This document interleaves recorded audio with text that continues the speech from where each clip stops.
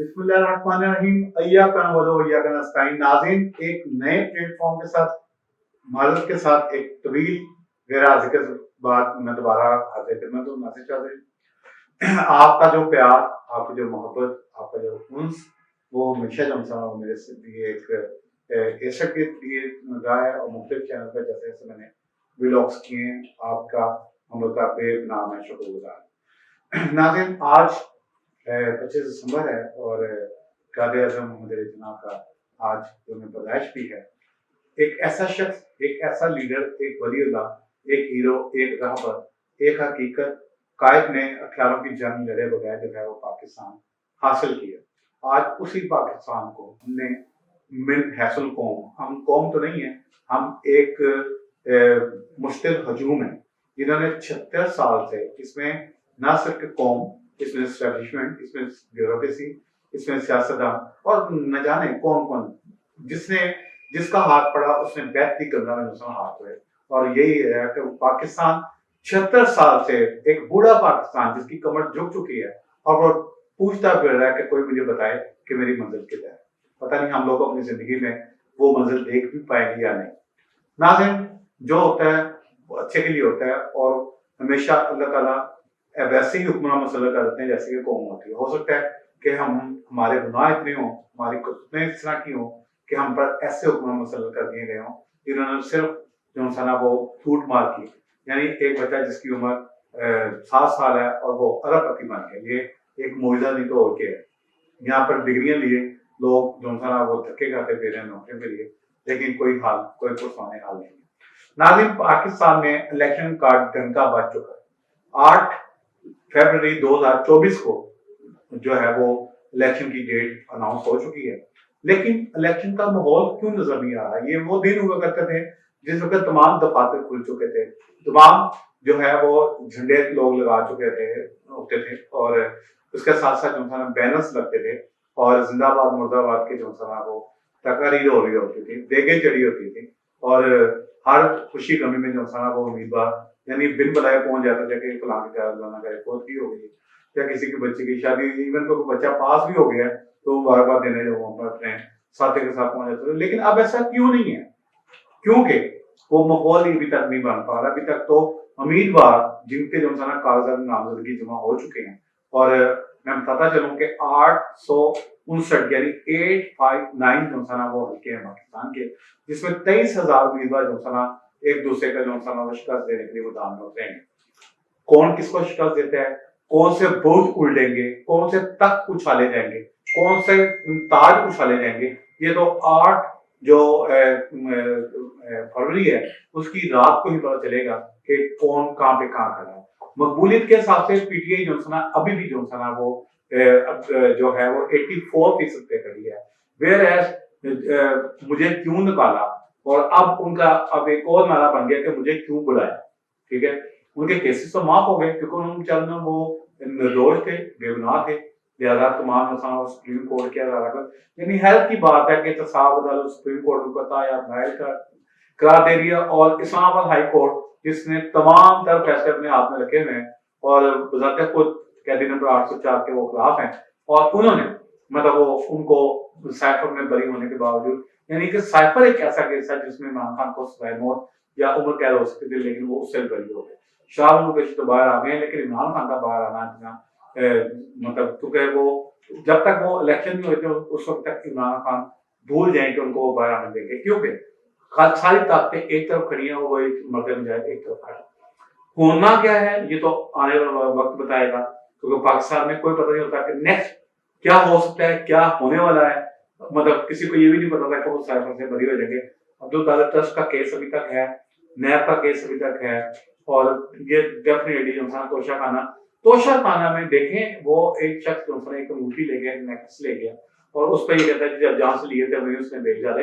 हो सकता है उसने ऐसा किया, हम उसके पर तरफदार नहीं है। और याद है कि हम जर्नलिस्ट जरूर हैं, हम तजिया का जरूर है, लेकिन हम किसी बात की तर्जुमान नहीं। तो हमारे तो जो एक टैग है कि हम तजिए का सपोर्ट करते हैं, ऐसा नहीं है।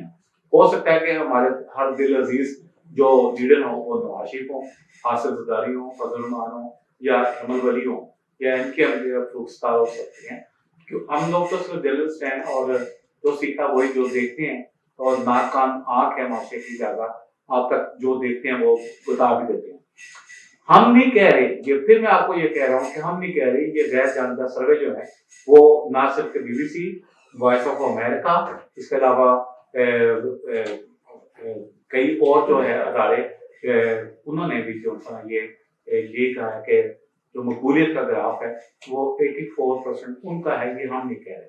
इवन के जो मोहसिन नकवी हैं जिनका अपना एक टीवी मीडिया उनका सेल है उनका, और बताते खुद 4-5 टीवी चैनल के वो मालिक हैं, उन्होंने भी जो था ना वो एक सर्वे करवाया, और जिस वक्त इमरान खान की 79% वहां पर परसेंटेज निकली, मकबूलियत थी, तो उन्होंने वहां से लोगों को फारग कर दिया। वो बेचारों की किस्मत खराब थी। इसी तरीके से और कई टीवी चैनल हैं जिन्होंने सर्वे किए हैं, इवन के हम मीडिया के लोगों को भी जो सा ना वो इमरान खान के हक में बोलने से हाथों में ऊपर।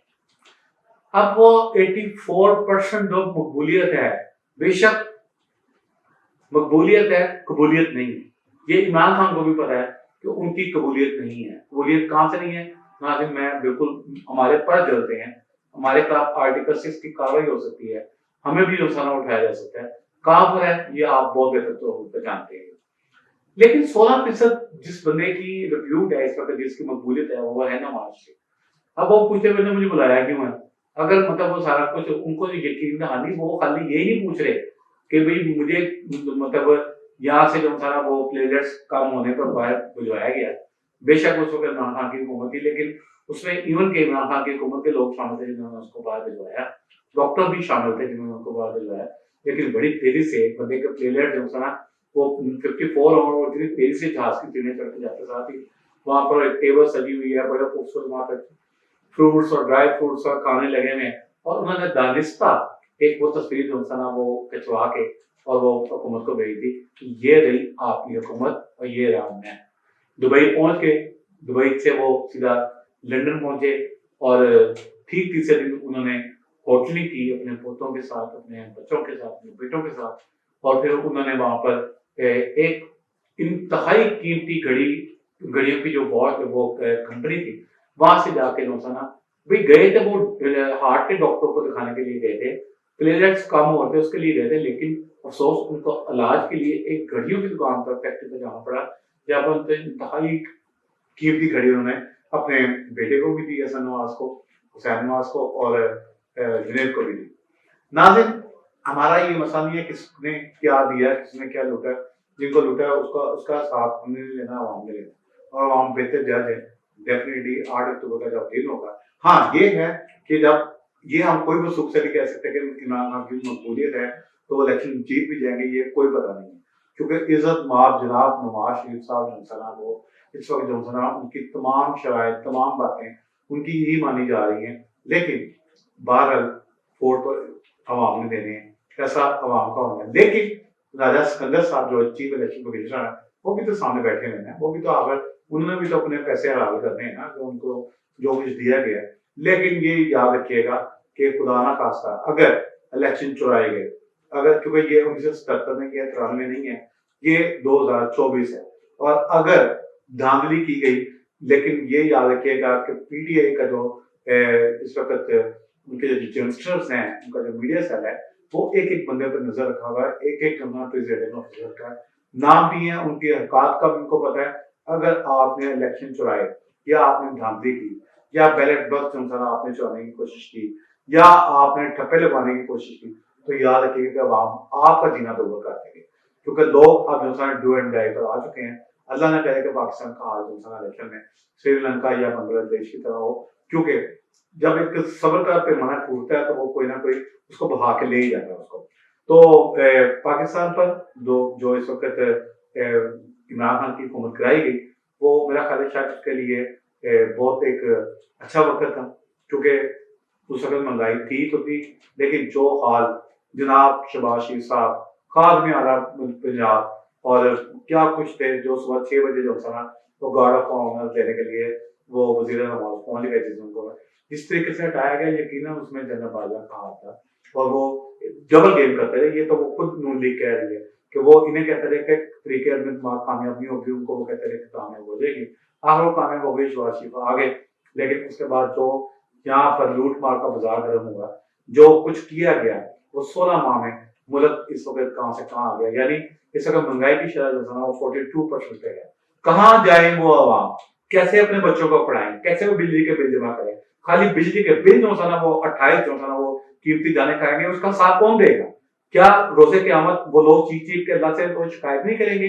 या जो लोग जो खुदकशी कर चुके हैं, किसी को हार्ट अटैक हो चुका है, कि किसी को सस्ता आटा मोहसिन नकवी साहब दे रहे हैं और वो जो सस्ता आटा की लाइन में लगे जो है ना हार्ट अटैक से लोग मर रहे हैं, और उसके बाद उसकी जो है ना सीने में जो है ना वो 10 किलो का आटा जो है ना वो इंतहाई गलीज किस्म का वो आटा था और वो रखा गया वहां पर, और वो उसको ये उसको मिल गया। तो वो उनके बच्चे क्या आपको दुआएं देंगे? याद रखिएगा कि जो अर्श से फर्श तक का रास्ता है वो इतना दूर नहीं है। किसी की बददुआ लगे ना लगे, लेकिन अल्लाह की लाठी जो है वो बेआवाज जो है जरूर है, उसमें देर है लेकिन अंधेर नहीं है। जिस वक्त वो 1 मिनट लगता है, बंदा जो है ना वो जो कहां से कहां मतलब जितनी यानी अल्लाह की पकड़ होती है, इंसान की अकड़ ऐसे निकल जाती है। आप याद रखिएगा, जो कुछ आप कर रहे हैं, आपसे कौम आपसे हिसाब लेगी। मुल्क इस वक्त जो है ना वो 2.5 खरब के करीब जो है ना कर्जे में डूबा हुआ है, और यहाँ से जहाजों के जहाज जो है ना वो बताया जाए कि वो जो मिफ्ता इस्माइल थे जो इस वक्त जो है ना वो नून लीग छोड़ के जाके बैठ गए मेरे साथ सियासत छोड़, ऐसे बंदे को फांसी क्यों नहीं लगाते? क्यों उसने 8 ट्रिप के जो है ना यहाँ से डॉलर से बढ़ के उसने जहाज पे जो है ना वो दुबई भेजे। उसके बाद वो कहते हैं जनरल बाजवा के थे। जनरल बाजवा ने लूट मार की इंतहा की, पूरी कौम को पता है, और उन्होंने 13 अरब डॉलर उन्होंने खुद लूटे, और 12 अरब डॉलर का जो था ना तोहफा जो इनके चहते बैठे थे, लाडले बैठे थे, उनको दिलवाया। तो कौम ये हिसाब तो लेगी, बेशक वो इलेक्शन, और ये याद रखिएगा कि अगर इलेक्शन चुराए गए, अगर हुकूमत बन भी गई तो वो इंतहाई कमजोर हुकूमत होगी, क्योंकि डेफिनेटली पीटीआई कहीं ना कहीं तो स्टैंड करेगी ना हर सूरत में। दूसरे लोग भी जो है ना, क्योंकि इस वक्त आसिफ जरदारी नवाज से बदला देने के लिए तैयार है, और वो बार बार जो है ना बिलावल भी कह रहे हैं, उनको सिर्फ लालच है तो वो वजारत खारजा का है कि किसी तरीके से बिलावल को वो वजीर खारजा बना दें।